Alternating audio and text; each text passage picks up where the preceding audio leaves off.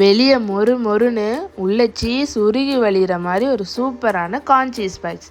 டின்னருக்கு குட்டீஸ் ரொம்ப விரும்பி சாப்பிடக்கூடிய செம்ம ஸ்பெஷல் ரெசிபி இது. வாங்க எப்படி செய்கிறதுன்னு பார்க்கலாம். வெல்கம் டு ரெசிபிஸ் இன் தமிழ். 2 உருளைக்கிழங்கு நல்லா வேக வச்சு மசிச்சு எடுத்துருக்கேன். இது கூடவே 2 வெங்காயம், ஒரு கேப்சிகம், வேக வச்ச கார்ன், இது நல்லா பொடியாக சாப் பண்ணி இது கூட ஆட் பண்ணிக்கலாம்.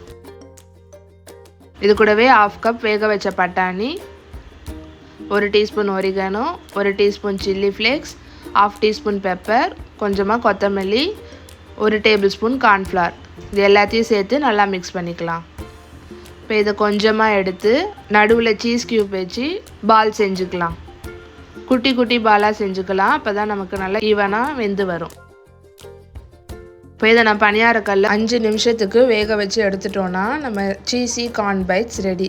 குட்டீஸுக்கு இது ரொம்பவே பிடிக்கும். ட்ரை பண்ணி பாருங்கள். ட்ரை பண்ணிவிட்டு எப்படி வந்துச்சுன்னு மறக்காமல் கமெண்ட் பண்ணுங்கள். இந்த வீடியோ உங்களுக்கு பிடிச்சிருந்தா லைக் பண்ணுங்கள். மறக்காமல் எங்கள் சேனலை சப்ஸ்கிரைப் பண்ணிக்கோங்க.